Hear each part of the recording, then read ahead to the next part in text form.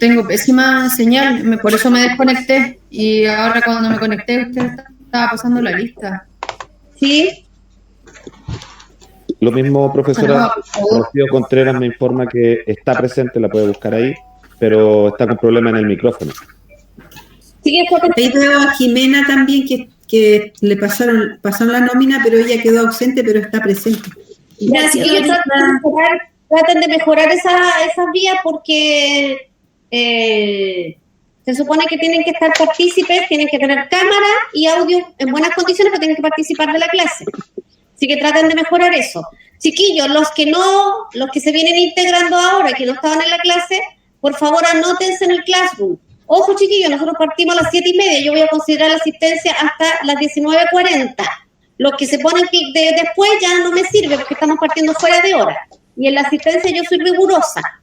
¿Ya? Así que los que no alcanzaron ahora a la asistencia, anótense en el Classroom. Y en el Classroom me sale la hora. Ya. ¿Dudas, consultas de la clase pasada? No, ya. Vamos con la siguiente. Está Elizabeth con la cámara apagada, la Esther, Enrique, le voy a dar 10 minutos para que prendan la cámara, chiquillos, si no los saco de la sala. En eso yo soy pesada, porque yo quiero estar viendo a la gente acá, si me ponen caras de duda para saber si están realmente entendiendo la materia. Profesor, aquí. ¿Qué pasó, don Enrique? Tuve un problema con la cámara, pero... Lo estoy mirando, estoy increpando, solamente le estoy llamando la atención a los que no están. Michael Díaz me pidió autorización, no tengo problema. Rosa, Francisco no, que el ayudante, por amor al arte está acá, así que se le agradece.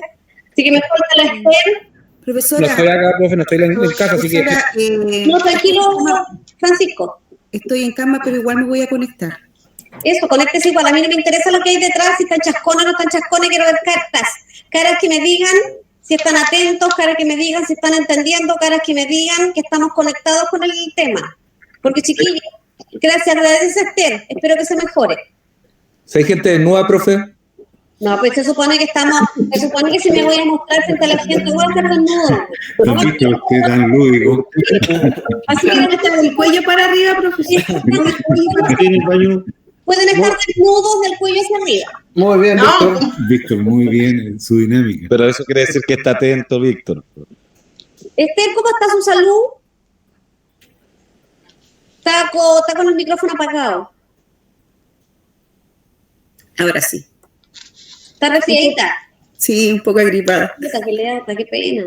Ya apague usted su cámara nomás, pues si está resfriadita, me va a poner cara y va a ser de enfermedad y no de que esté... que no esté entendiendo, va a ser cara de enfermedad y uno cuando está enfermo realmente está en otra, va a escuchar nomás, así que tranquila, la Esther es culpada por hoy, espero que la próxima clase esté mejor, Esther. Muchas gracias. Gracias, doctor. Gracias. Gracias por el mérito que me dio. Viviana, cuénteme. Profesora, una consulta que no me quedó clara.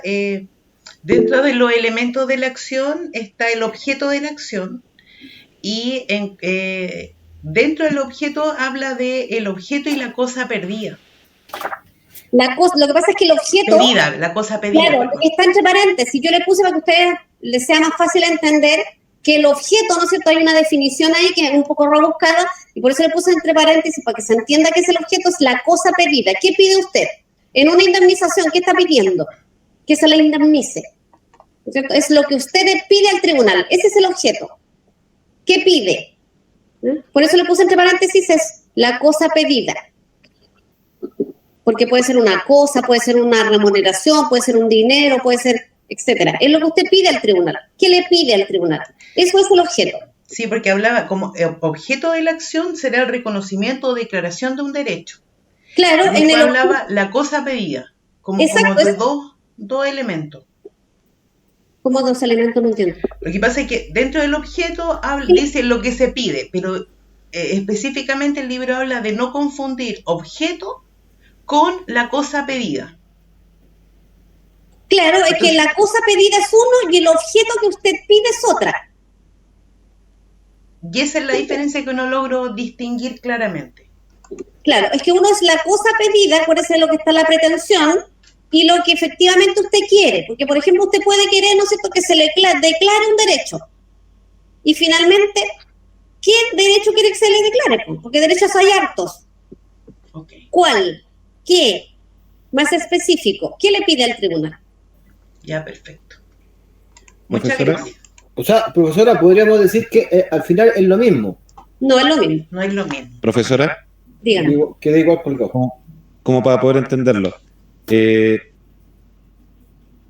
objeto, que es la cosa pedida, ¿cierto?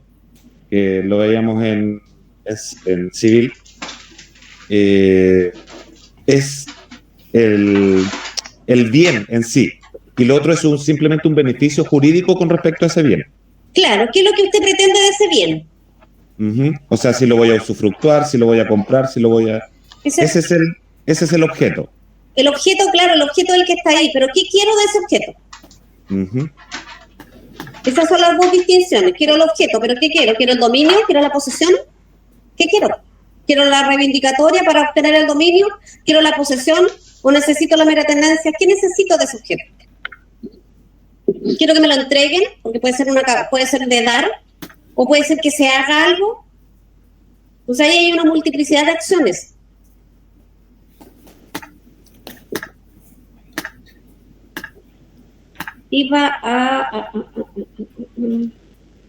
Ya me falta la Paola, que está con la cámara apagada para que partamos. La Esther. Estaba buscando luz, profesora, de la perdí. Esther es la niña enferma, profesora. ¿Quién? Usted le dio el beneplácito para pagarlo. La Esther, ya, pensé que era. Mira si la Elizabeth está con refuerzos. Está con refuerzos. Aquí estamos, para el más jovencito. Sí. Está con guardaespaldas la Elizabeth. Sí, para que se aburra. Profesora, Diga. disculpe, a lo mejor muy duro va el concurso, pero de verdad sigo sintiendo que objeto y cosa pedida son como sinónimos con la definición. No es lo mismo. Porque son dos cosas distintas. Por eso precisamente estábamos hablando con Patricio, que son dos cosas distintas. Una es la cosa y lo que yo quiero de la cosa. Porque usted puede, ¿no es cierto?, perseguir una casa, pero a lo mejor el dominio puede pedir o la posesión. Ya, perfecto. El objeto sería entonces la casa y la cosa pedida sería el usufructo, el dominio. ¿Eso? Al revés me parece que es. Ya, perfecto. La cosa es la casa y el objeto es lo que tú persigues. Claro, ¿qué persigue de esa casa? Ya voy a proyectar. Chiquillos, la clase de hoy no es muy larga porque contiene varios elementos que ya hemos visto. Los presupuestos procesales ya los vimos, los tengo que mencionar nuevamente, producto de que, para que sea clarificado, ¿no es cierto?, justamente el concepto que vamos a ver hoy día. Así es que, ¿les parece que seguimos de largo y terminamos antes? Bueno. ¿Les parece? Sí, profe. Sí, profesora. Ya, como les digo, la clase de hoy no es muy larga y va a depender del estudio que ustedes hagan. Me interesa contarles la historia, ¿no es cierto?, o sea, el detalle, y después ustedes van, ¿no es cierto?, complementando con la lectura, ¿no es cierto?, que ahí van a comprender mejor el tema. Y nos queda, nos queda una clase más antes de la prueba solemne. O sea, perdón, de la prueba solemne no, de la nota de cátedra. Así que por eso me interesa que tengamos estos conceptos claros, porque de esto se va a tratar, ¿no es cierto?, nuestra prueba de cátedra. Vamos a ver, se ven, ¿cierto?, los actos jurídicos procesales. Eso es lo que vamos a ver hoy. Y don Adrián, si va a apagar su micrófono porque estamos escuchando. Sí, profesora, disculpe. No se preocupe. Ya, entonces vamos a ver los actos jurídicos procesales, entonces, ¿en qué sentido?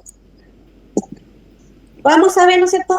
Primero vamos a distinguir en que proceso y procedimiento son dos cosas distintas, sin perjuicio que muchas veces las utilizamos como sinónimas, ¿cierto? De repente dicen, no, tengo una causa, no tengo un proceso. No, es que estoy viendo un procedimiento. Técnicamente son dos cosas distintas, ¿ya?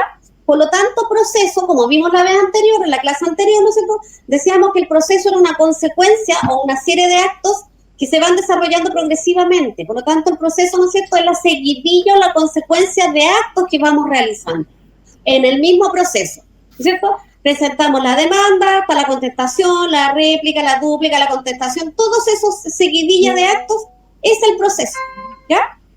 Y todo ello conlleva, ¿no es cierto?, al hecho de que el juez resuelva el asunto controvertido mediante su propio juicio de autoridad, porque él va a resolver, ¿no es cierto?, viendo todos los elementos, nos va a proponer, nos va a obligar, en definitiva, ¿no es cierto?, a través de su fallo, ¿ok?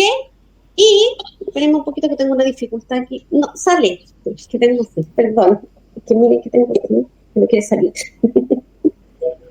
Sale, chuchu. No, pues, disculpen, que la guagua aquí está metida en chile. Y me va a cambiar la diapositiva. No. Perdón. No, pues, no puede sacar. Me va a apagar el computador. Justo tiene la pata en el... ¿Quién metió la pata para allá? Porque si lo cierro, sí se puede. Ahora sí. Salió mi querido amigo que está aquí y es que otras veces me apagó el computador. Una clase anterior que tuve online, del viernes, me apagó el computador. Así es que ya, ahí salió. Entonces estamos viendo que el proceso, ¿no es cierto?, es la serie de actos tendientes a que el juez, ¿no es cierto?, resuelva el asunto controvertido. En cambio, el procedimiento son las formalidades. En rigor es eso. Son las formalidades que le dan origen al proceso, ¿no es cierto?, y que se va desarrollando. ¿Qué formalidades? Que el escrito, ¿no es cierto?, tenga un contexto, que ese escrito cumpla con las formalidades, como cuáles, por ejemplo, que el escrito debe contener, ¿no es cierto?, la designación del tribunal, debe llevar, ¿no es cierto?, el rol de la causa, debe tener el caratulado, esas formalidades. Todas esas formalidades son el procedimiento, ¿cierto?, que es que va desarrollándose en el proceso. Por lo tanto, ¿no es cierto?, el procedimiento va a corresponder a la exteriorización del proceso, ¿ya? Entonces, uno dice relación con el otro, pero son dos cosas distintas, ¿ya? Las diferencias que vamos a ver entre el proceso y el procedimiento es que, como bien dije anteriormente, ¿no es cierto?, el proceso es un conjunto de actos consecutivos. En cambio, ¿no es cierto?, el procedimiento son las formalidades. La otra, ¿no es cierto?, es que el proceso siempre va a denotar la idea de unidad. El proceso es el conjunto de actos que se van realizando consecutivamente, pero es el conjunto. En cambio, el procedimiento, ¿no es cierto?, es la diversidad. Todos los actos consecutivos, las formalidades pueden ser distintas, ¿ya? Entonces, uno denota unidad y el otro diversidad. Y la otra diferencia que podemos darnos cuenta, ¿no es cierto?, que el proceso siempre supone un procedimiento. ¿Cierto? El proceso supone un procedimiento, pero no todo procedimiento supone la idea de un proceso, ¿ya? Según la jurisprudencia, el proceso siempre se va a componer de un conjunto de actos sucesivos y que siempre, ¿no es cierto?, se va a descansar unos con otros.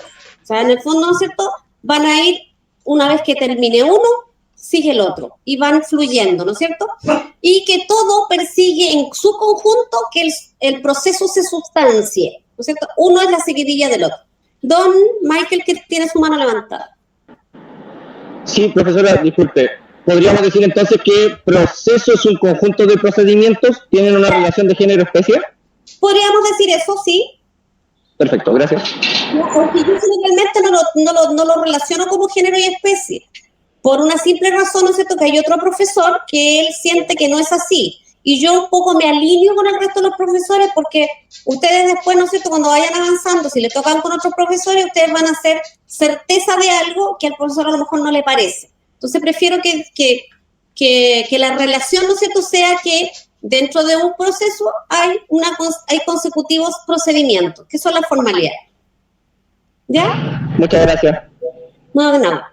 Y usted preocúpese de conducir. Tenga cuidado. Me detuve para hacer la pregunta, tranquila. Ya, muy bien, tiene que cuidar su vida, es más importante.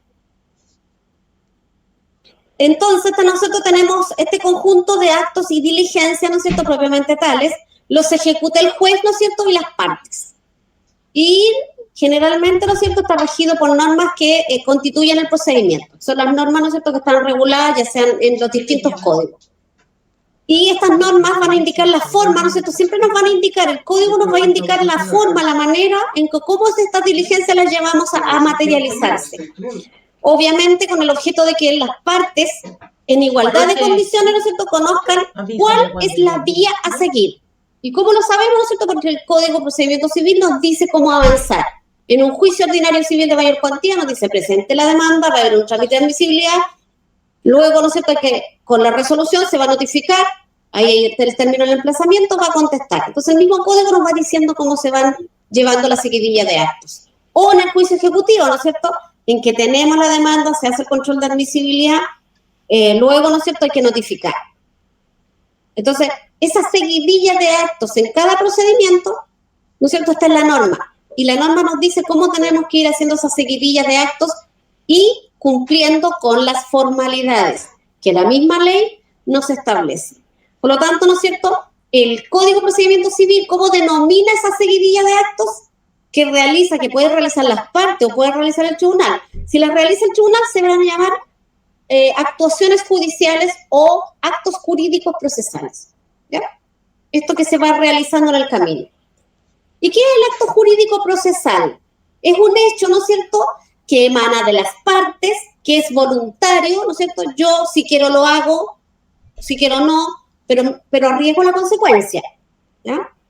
O también puede ser, ¿no es cierto?, un hecho, ¿no es cierto?, del órgano jurisdiccional o de terceros, que todos ellos tienen que estar ligados al proceso, ¿no es cierto?, y que todos ellos o todas sus actuaciones van a provocar un efecto.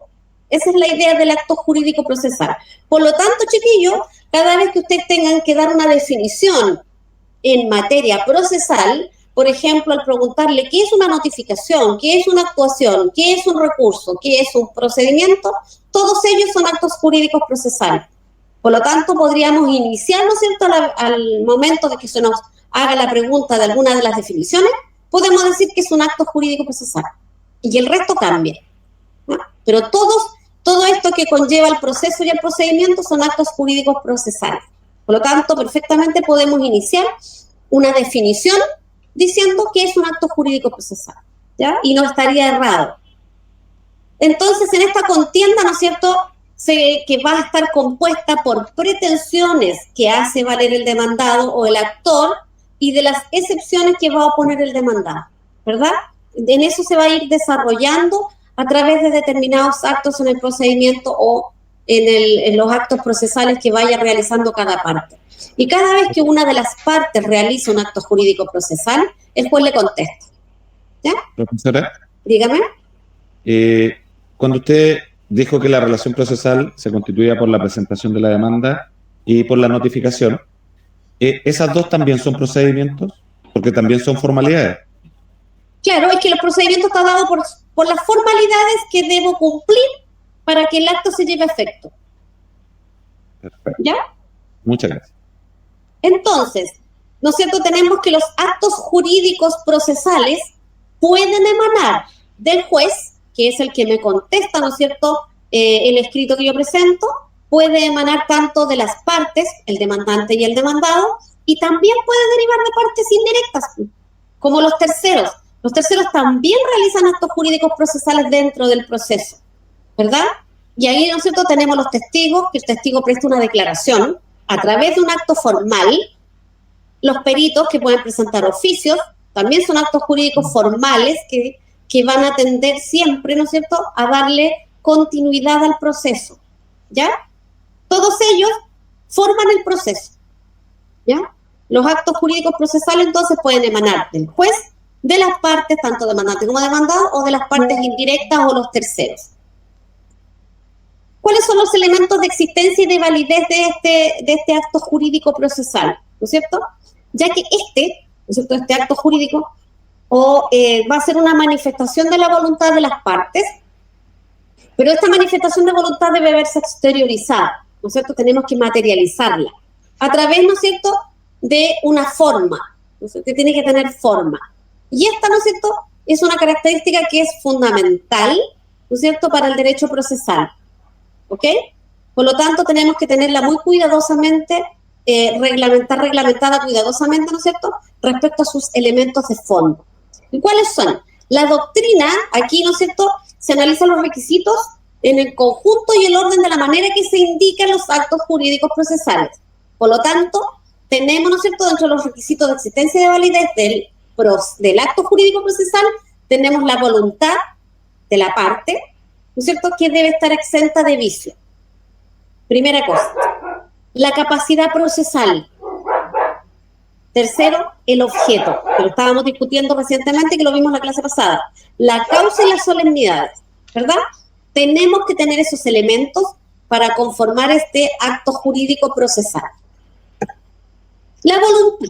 Aquí, ¿no es cierto?, nos vamos directamente a la voluntad que debe estar exenta de vicios, ya que, ¿no es cierto?, la voluntad es una facultad que tiene cada persona y que nos permite voluntariamente hacer o no hacer algo. Yo puedo pensarlo, pero si no lo exteriorizo, no sirve para los demás. Para mí sí, ¿no es cierto? Yo tengo un montón de sensaciones, de ganas de hacer un millón de cosas, pero mientras que no la exteriorice, probablemente no tengan efectos para los demás y para mí mismo, ¿ya?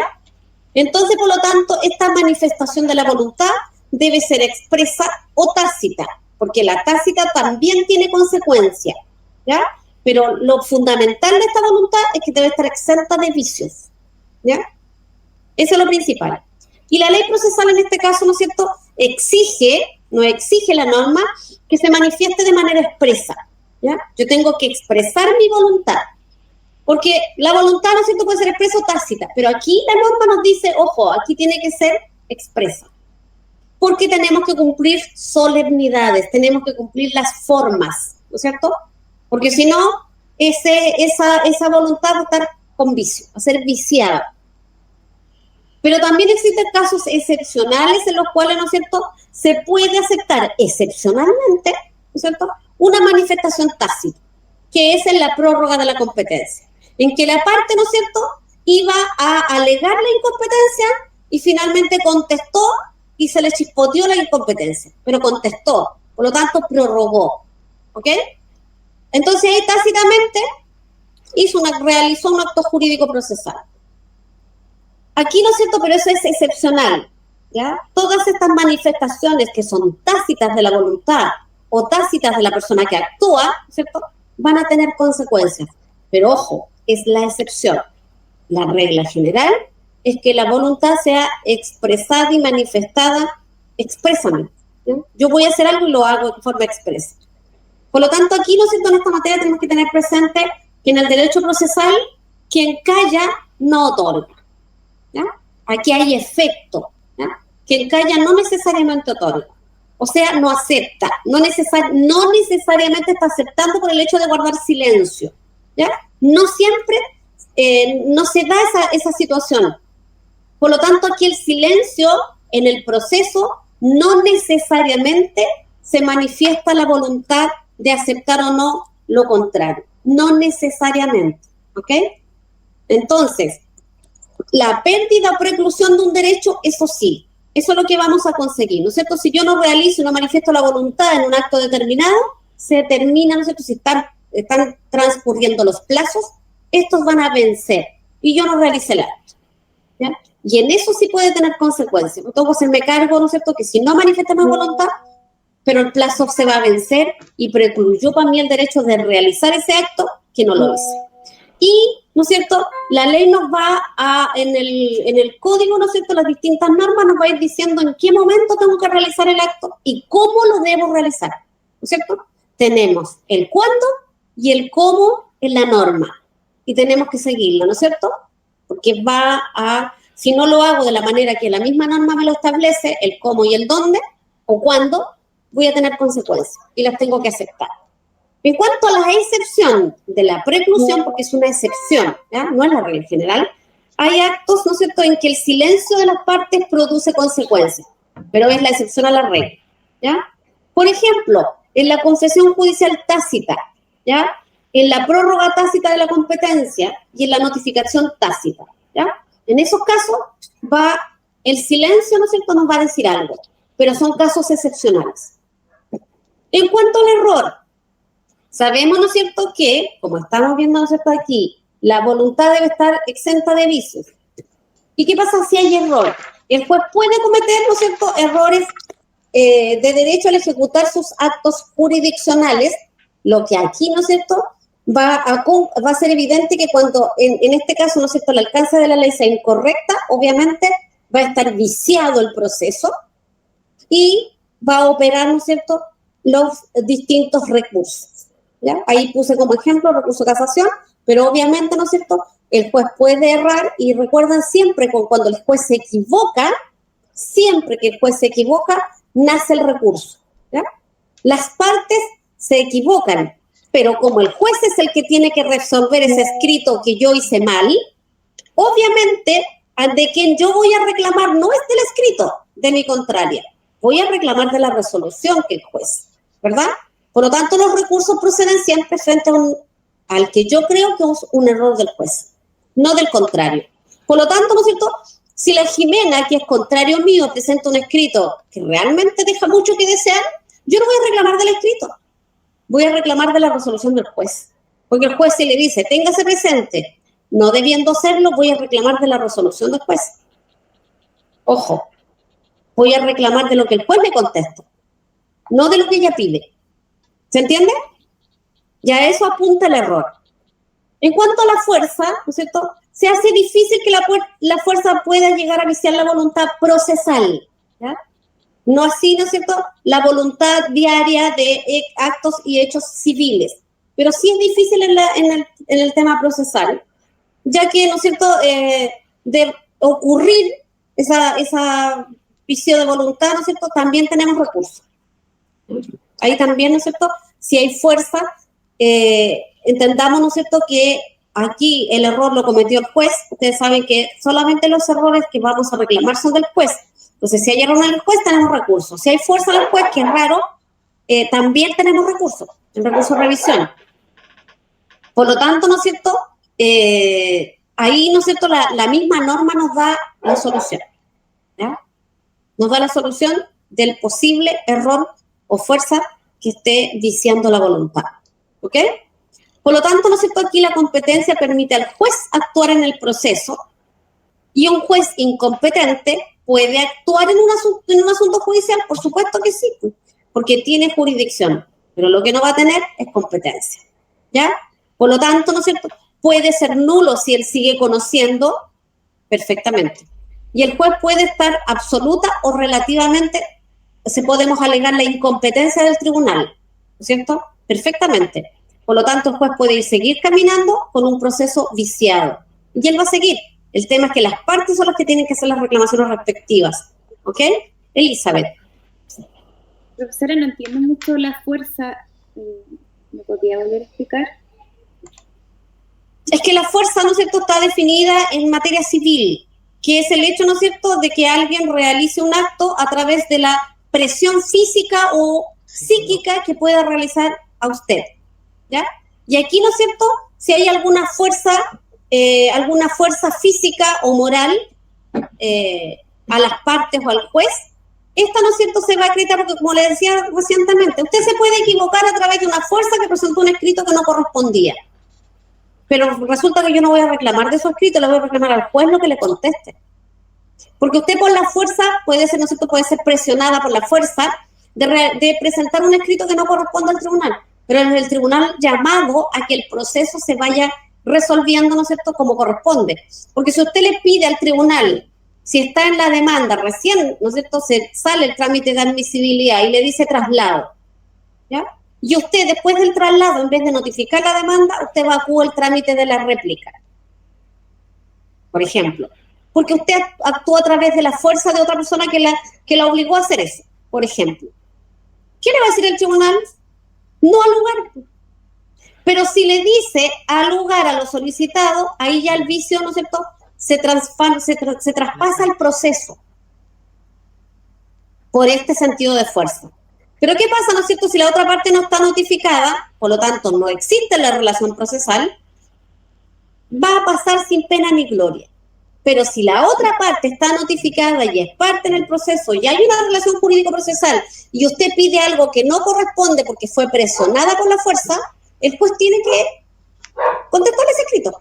Y si ese escrito, ¿no es cierto?, que usted se pasa a 3 pueblos, y en vez usted de evacuar el trámite de la réplica, ¿no es cierto? Usted pide conciliación, ¿qué va a hacer el juez? Le va a decir, no al lugar. ¿Ya? Pero si le dice que al lugar, la fuerza suya que se impuso a usted no tiene efecto salvo el juez conteste en el sentido suyo y que le diga venga la parte de conciliación. Ahí hay un error. ¿Y quién no cierto lo debería reclamar? El contrario, porque su causa ya está viciada. Entonces la fuerza puede operar, por eso es raro en materia procesal, es raro, porque en definitiva tiene que ir el juez velando por la continuidad normal del proceso, de acuerdo como lo establece la norma, y las partes también tienen que propender a que el proceso, ¿no es cierto?, se mantenga sin vicios, ¿ok? Pero, ojo, cosa contraria es, ¿no es cierto?, a que el juez, a través de fuerza o dolo, falle su causa.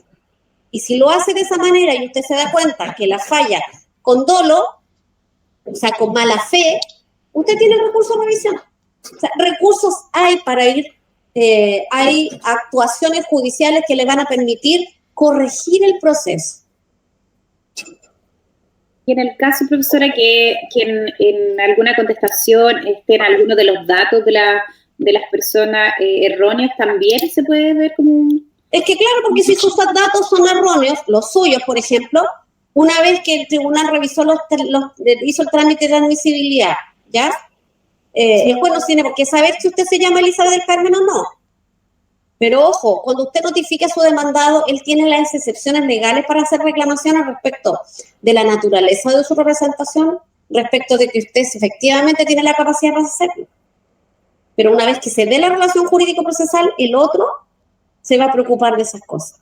¿Y quién lo va a hacer? Nosotros los abogados. Pues. Porque usted, ¿no es cierto?, usted la van a contratar y su representado le va a decir, ¿sabe qué? El problema legal que yo tengo no es con él. Entonces usted, ¿no es cierto?, va a hacer valer todas las normas, las va a plasmar en su escrito para hacer las alegaciones respectivas. Gracias. Por lo tanto, esos datos, ¿no es cierto?, los datos que son fundamentales se tienen que ir develando en el proceso. Y por eso nosotros nos tenemos que valer, ¿no es cierto?, y tenemos que conocer la norma para hacer valer los errores que se vayan dando en el proceso. ¿Sí? Y lo hace usted conjuntamente con su representado. Él, ¿no es cierto?, si el demandante, usted la demandada, el demandante puso mal los datos, su demandado lo va a saber si uno, por ejemplo, si hay un contrato entre ellos, por ejemplo, usted va a saber a quién demandar.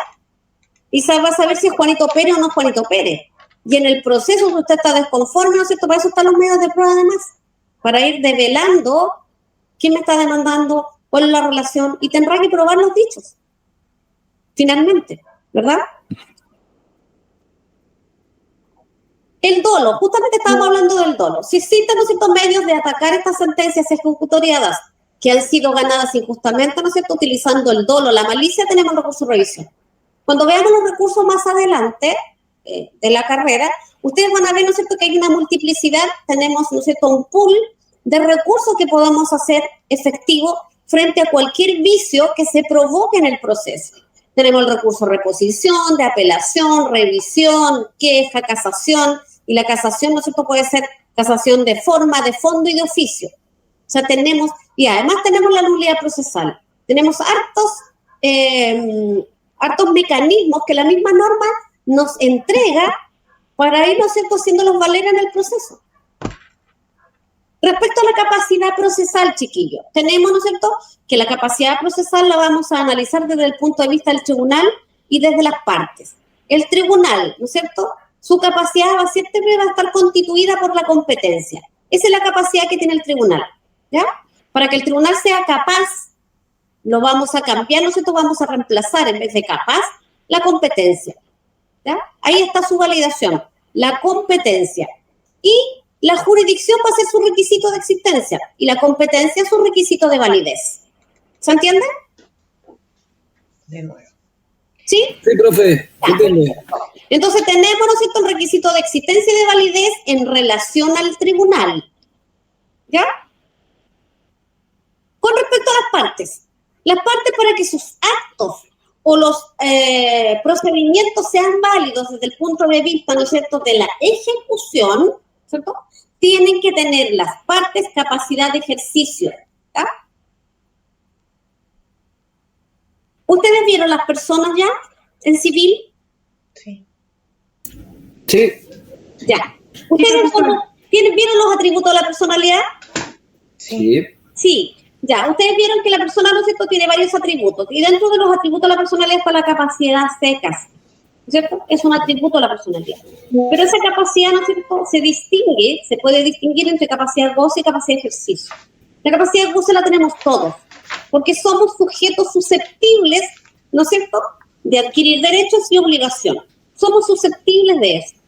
Pero así todo, no todos tenemos capacidad de ejercitar ese derecho y esa obligación. ¿Ya? Pero de goce sí. Por lo tanto, aquí nosotros tenemos que tener capacidad de ejercicio para ser parte en el proceso. Si no se tuviera la capacidad de ejercicio, ¿no es cierto?, se deberá siempre actuar a través de un representante legal. ¿Ya? ¿Y por qué representante legal? Porque el representante legal es el que la norma me dice que representa a una persona. Por lo tanto, en este caso, si no tenemos capacidad de ejercicio, es porque son menores o porque están interdictos. Por lo tanto, el interdicto, ¿a través de quién tiene que actuar? De un representante. A través de Su representante legal. Ya, pero ¿quién es? Su abogado. No, pues. O su profesor. Su tutor, perdón. Su tutor. Exacto.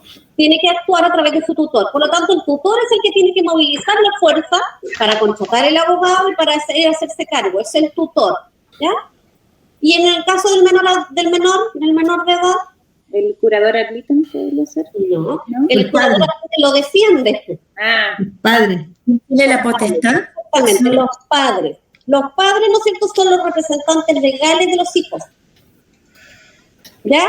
Por lo tanto, aquí la capacidad, ¿no es cierto?, se va a validar para poder litigar en juicio en la capacidad de ejercicio. ¿Ya?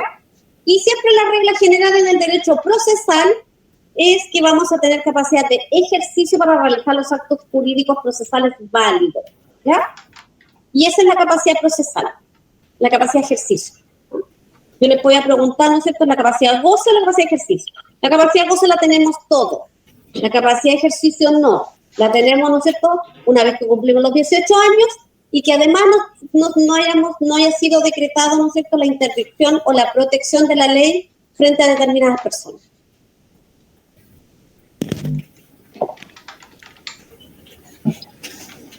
Profesora, ¿y este es requisito de validez o de existencia o ambos juntos?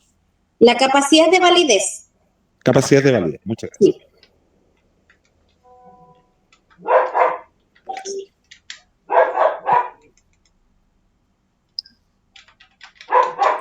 Ya, estamos entonces me perdí. Estamos viendo los requisitos de existencia y de validez. Entonces estamos en la capacidad procesal, ahora el objeto. ¿No es cierto? En derecho procesal, el objeto va a ser el beneficio que yo persigo. ¿Ya? ¿Cuál es el beneficio que voy a perseguir a través del proceso? Por ejemplo, ¿no es cierto?, al oponer las excepciones, vamos a ejecutar un acto jurídico procesal y el objeto va a ser enervar la pretensión, ¿verdad? Es decir, a extinguirla. Entonces, cuando nosotros presentemos las excepciones, quiero extinguirla porque, por ejemplo, la Elizabeth a mí me demandó y yo tengo que contestar la demanda y resulta que nosotros habíamos firmado una transacción. Entonces, ¿qué tengo que hacer yo? Defenderme, ¿no es cierto?, poniendo la excepción de transacción. Decir, a ver, no.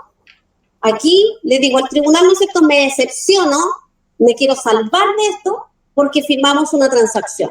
Y en ese caso voy a extinguir la acción, ¿verdad? Se muere, porque nosotros no lo habíamos arreglado y ya se lo olvidó, ¿verdad? Entonces, en el último término, ¿qué va a hacer el juez? ¿Qué va a hacer, chiquito? ¿Cómo es la pregunta? Si yo presento la excepción, tiene que atenderla.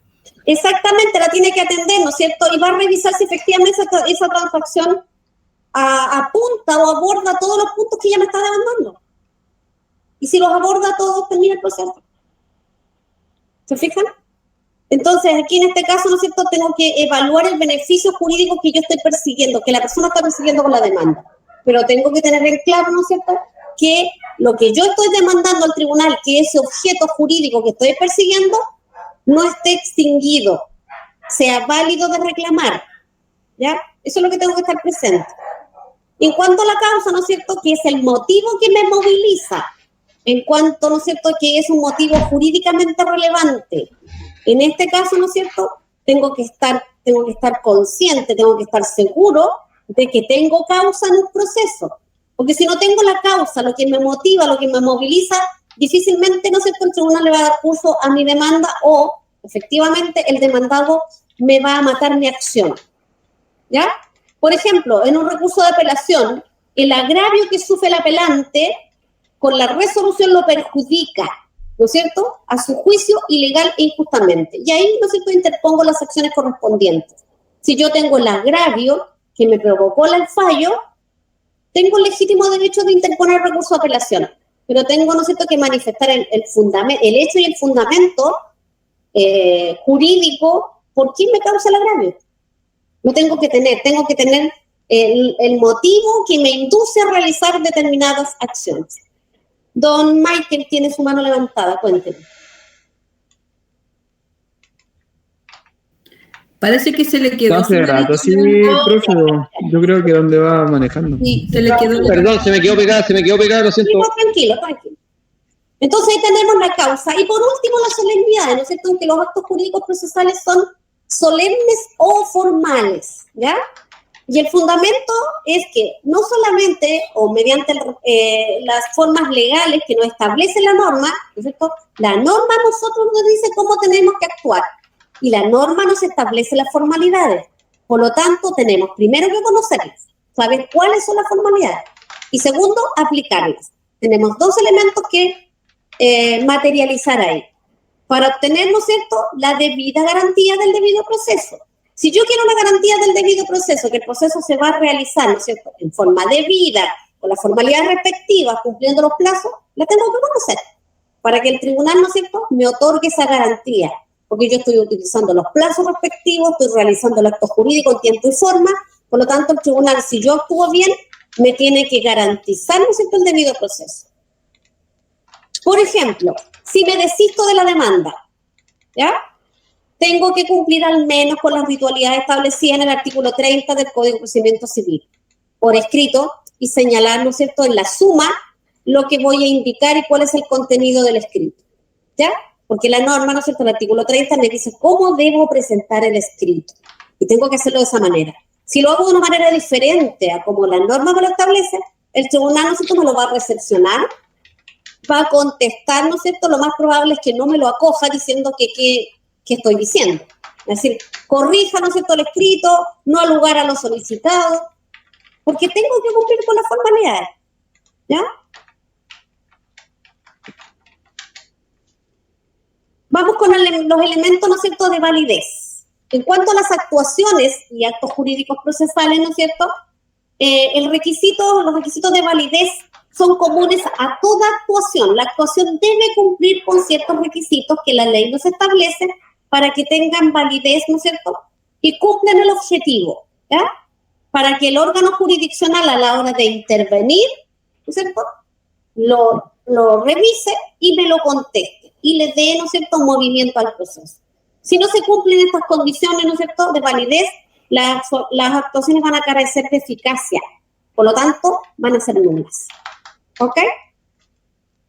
Estos requisitos de validez siempre son, ¿cuáles son? ¿Ya? Para que sea válido. Practicarse por funcionario competente que indica la ley. Por ejemplo, si tengo que notificar una demanda o una resolución y en la norma me dice que tiene que ser por funcionario competente, ¿verdad? Y yo lo notifico, yo tomo la resolución, ¿no es cierto?, la bajo del sistema y la notifico yo, se la notifico yo, la doralizo. Ese acto va a ser nulo, ¿sí? Porque la norma me indica que quien tiene que hacer esa notificación, ¿no es cierto?, es el receptor judicial. O la norma me indica que esa resolución debe ser notificada a través del estado diario. Así que no lo puedo hacer como yo quiero. Lo tengo que hacer como la norma me indica. Por lo tanto, debe practicarse por funcionario competente y de acuerdo a lo que la ley me indica, ¿ya? 2, realizarse en días y horas hábiles, ¿ya? Más adelante vamos a ver, ¿no es cierto?, que toda actuación o notificación tiene días y horas hábiles. Todas las actuaciones deben dejarse testimonio en el fidedigno en la carpeta electrónica. Todos los antecedentes tienen que quedar en la carpeta. Si yo presento un escrito, debe el tribunal acompañarlo ahí. Si el tribunal resuelve, debe estar acompañado ahí. Si el receptor notifica, tiene que subir su acta a la carpeta electrónica, ¿no es cierto? Y por último, el último requisito es que deben ser autorizadas por funcionario competente. Todas estas normas, ¿no es cierto?, tienen que ser autorizadas por funcionario competente. Que en este caso, ¿no es cierto?, va a ser el juez.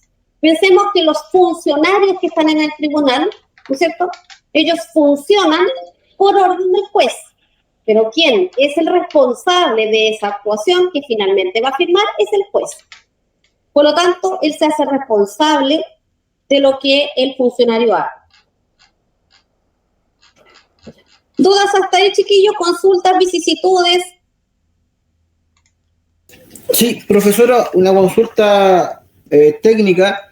Esta materia que está pasando hoy, la estoy buscando en el libro y no la hallo. Tendría que mirarla en qué página está. Porque lo tengo aquí revisando y no la puedo encontrar. El título es el proceso. Eso es lo que estamos viendo, el proceso de los actos jurídicos procesales. La formación del proceso. Sí. En la página 71. Ahí está, bien le están dando la página. Gracias, Rocío. Muchas gracias, Rocío. Gracias, profesora. Ya. ¿Vamos bien entonces? ¿Sí? Excelente. Perfecto. Entonces, ¿no es cierto? Vamos a ir viendo de una por una de manera muy sucinta.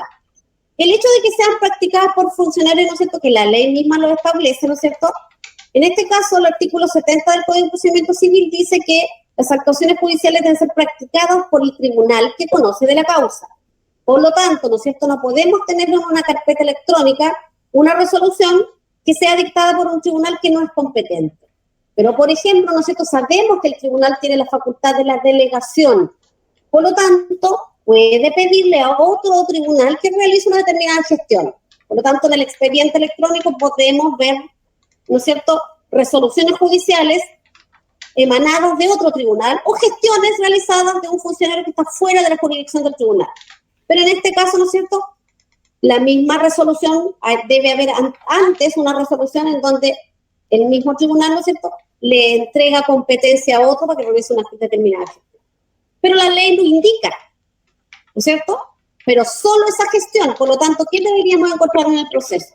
Solo la gestión que se le ordenó al tribunal, ¿ya? Si nosotros exhortamos a un tribunal X para que el tribunal realice, ¿no es cierto?, una notificación, y resulta que la causa viene con la notificación, viene con la contestación de la demanda, viene con la réplica, la dúplica, el llamado a conciliación, ya tenemos problemas. Ahí, ¿no es cierto?, ya no fue practicada por el funcionario que la ley indica. Porque la ley, ¿no es cierto?, le indica que el tribunal puede delegar competencia a otro tribunal a través de un exhorto. Pero el tribunal le tiene que indicar qué debe hacer. Y el otro tribunal no puede faltar a ese mandato. Solo debe hacer lo que el tribunal le autorizó, ¿verdad? Para que sean practicadas por funcionarios que correspondan. Si nosotros tenemos que notificar a alguien y dice la norma que tenemos que notificarlo en forma personal, obviamente la norma nos va a decir quién tiene las facultades de notificar.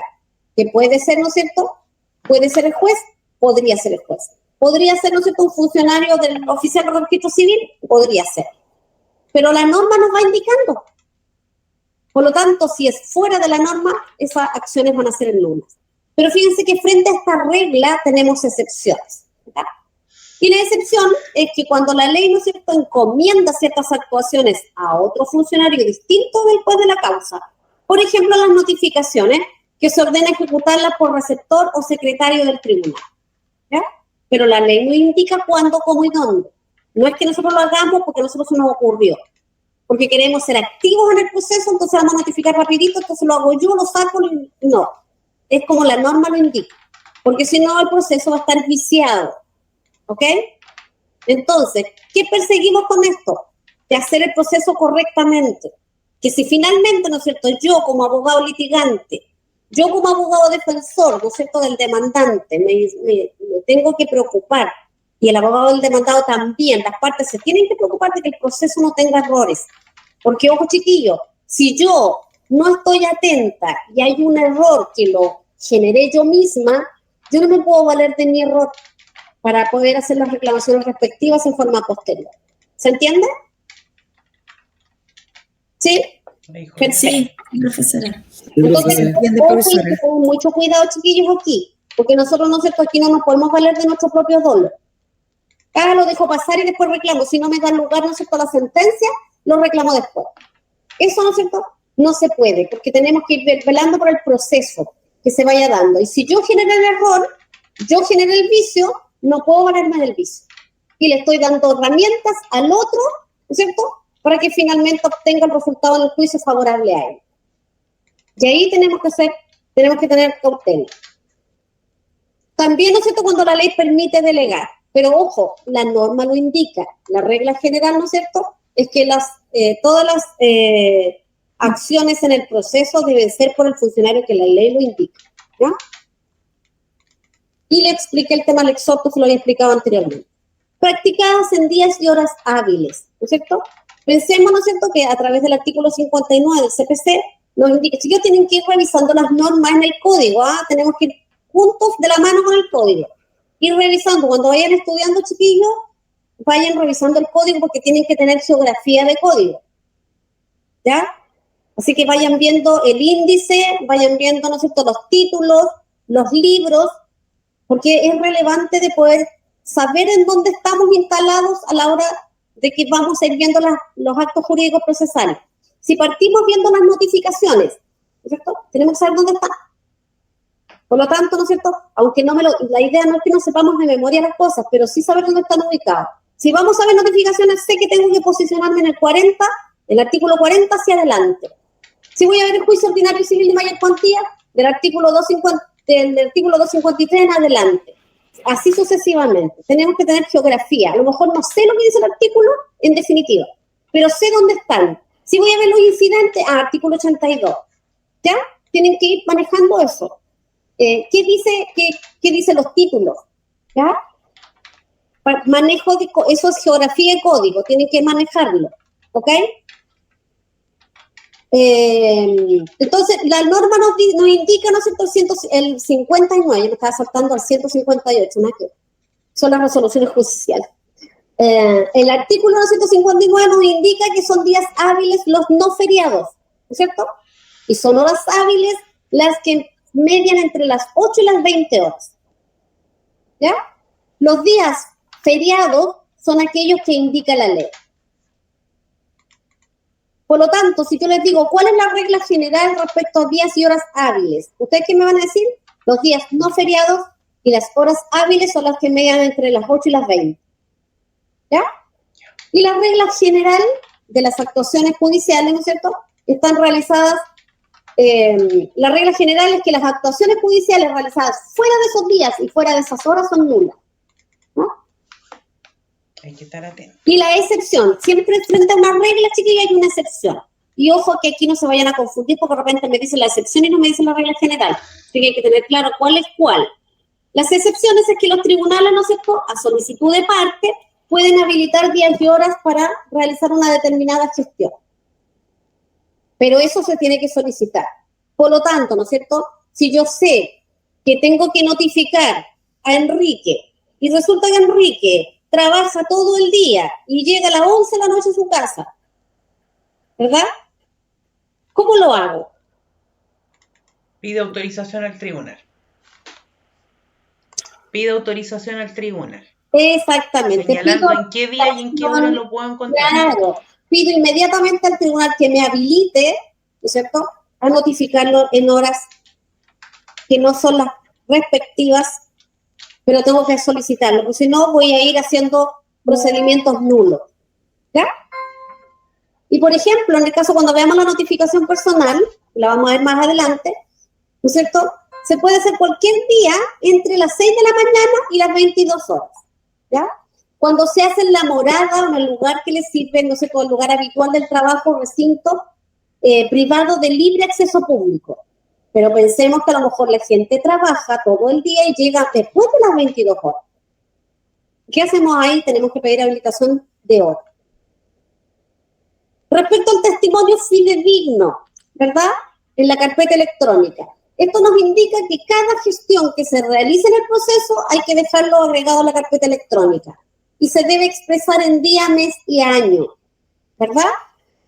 Para que cumpla con las formalidades del proceso, ¿ya? Siempre, por ejemplo, si se toma una prueba de testigos, las partes tienen que firmar, ¿no es cierto?, todas las personas que hayan intervenido en aquella audiencia, ya sea de testigo, de lo que sea, o una declaración de parte, etcétera. Y esa acta, ¿no es cierto?, que a pesar de que la situación se hizo en forma presencial, verbal, hay que transcribir, ¿no es cierto?, y el acta se acompaña a la carpeta electrónica, y pensemos que la carpeta electrónica antiguamente, ¿no es cierto?, tenía fojas, que era el número, ¿no es cierto?, de las páginas. Era como estaba numerada y eran fojas. Ahora, ¿no es cierto?, con la tramitación electrónica se llaman folio. ¿Ya? Entonces, cada folio tiene un número que nos va indicando, ¿no es cierto?, el orden correlativo de la carpeta electrónica. ¿Verdad? En respecto a las actuaciones, ¿no es cierto?, de un funcionario competente, tienen que estar estos funcionarios, ¿no es cierto?, autorizados. ¿Ya? Toda actuación debe ser realizada por un funcionario, ¿no es cierto?, competente y que deba dar fe, ¿no es cierto?, de la validez de esa actuación. ¿Ya? Si falta la validez, el funcionario no es un funcionario competente, obviamente esa resolución va a ser ineficaz, va a tener un vicio. ¿Ok? En la actualidad, ¿no es cierto?, las resoluciones judiciales son suscritas por los magistrados, por el juez, ¿ya? Mediante firma electrónica avanzada y por ende no requieren, porque antiguamente, ¿no es cierto?, la norma, bueno, no tan antiguo, hace poco, la norma nos decía que el juez, ¿no es cierto?, firmaba y el secretario del tribunal tenía que ratificar esa firma, tenía que acreditar, ¿no es cierto?, la firma del juez. Hoy día ya no es tan así porque tiene firma electrónica avanzada, por lo tanto, no requiere autorización del secretario del tribunal, que era su ministro de fe. Ahora lo hace solito el juez. Forma de decretar las actuaciones judiciales, ¿no es cierto?, alude a que la manera que deben llevar a cabo en esta especie los actos jurídicos, cómo se deben realizar. Y hay que distinguir, ¿no es cierto?, entre las actuaciones judiciales decretadas. ¿Y cómo puede decretar el tribunal actuaciones? Con conocimiento, con citación y con audiencia. ¿Sí? El tribunal va a decretar de esa manera, ¿no es cierto?, actuaciones. ¿Ya? Características de los actos jurídicos procesales. ¿Qué características tienen? Porque en eso estamos, ¿no es cierto? Estamos viendo los actos jurídicos procesales. Primeramente, son solemnes. Primera característica. Por ejemplo, la demanda debe cumplir con todos los requisitos que le establece la norma. Ser por escrito, en el caso de la demanda, ¿no es cierto? Ser por escrito, contener, ¿no es cierto?, lo que dice la declaración con la ley 18.120, con la de la firma electrónica avanzada, con la tramitación electrónica. Debe cumplir con esos requisitos, porque la norma lo indica. Son unilaterales, ¿verdad? Normalmente emanan de una sola parte, que es el juez, en el caso de los actos jurídicos procesales, ¿no es cierto? Dan lugar y forman el proceso. Cada acto jurídico procesal forma el proceso, ¿ya? Los actos jurídicos procesales van creando el proceso, ¿ya? Y obviamente el proceso no existe sin estos actos. Son autónomos. Los actos jurídicos procesales, ¿no es cierto?, son independientes uno del otro.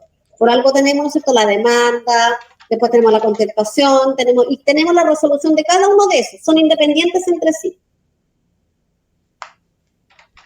Según su origen, ¿no es cierto?, de los actos jurídicos procesales, pueden emanar, ¿no es cierto?, de las partes, pueden emanar de un órgano jurisdiccional, en este caso el juez, y pueden también emanar de terceros en el proceso. Y las actuaciones judiciales, ¿no es cierto?, son especialmente reglamentadas. ¿Eh?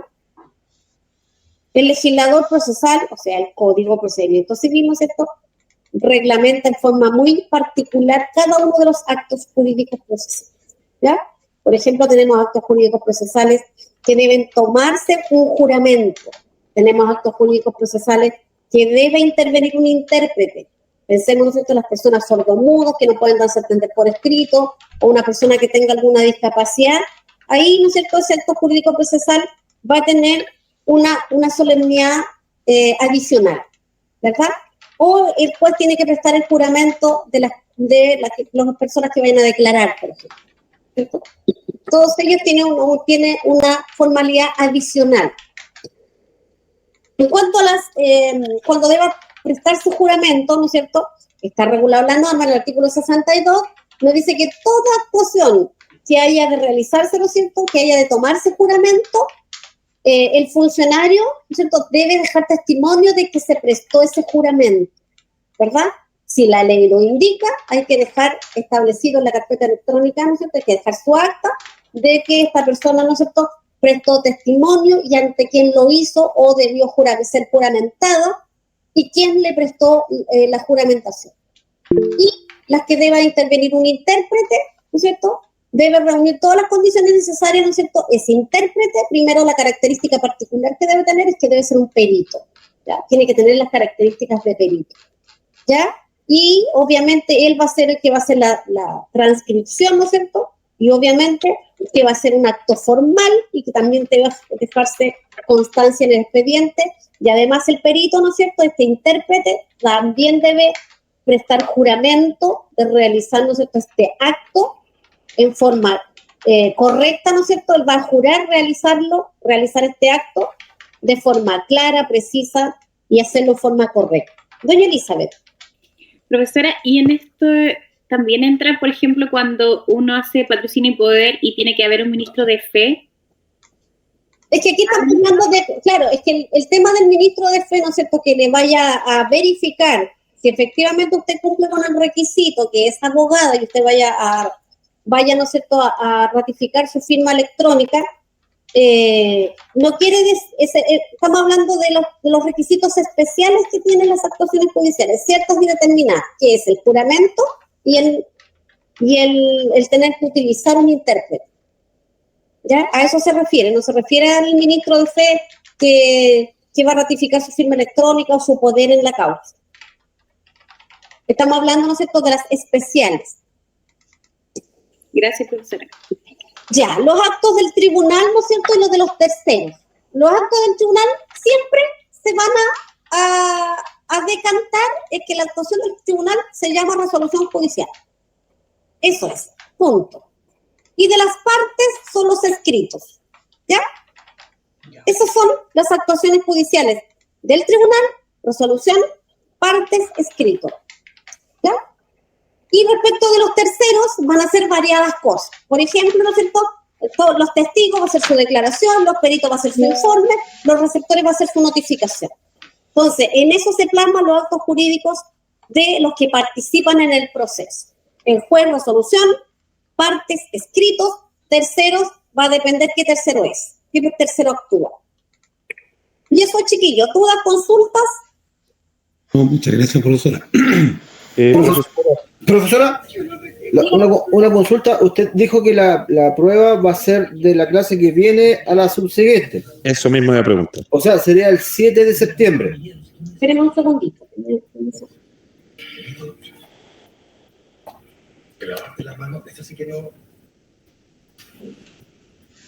Quiero ver si le subí la programación. Es que tengo la calendarización y déjeme ver si la subí. Profe, va a ser similar a la solemne que hicimos la última vez, el semestre pasado, ¿no? Quizá con alternativa. Deme un segundito.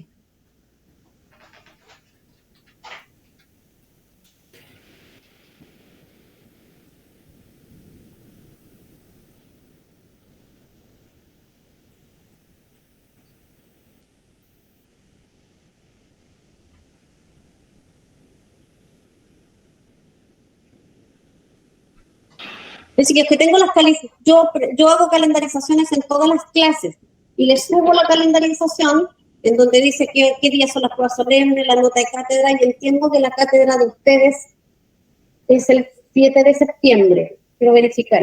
Si fuese el 7 tendríamos una clase más.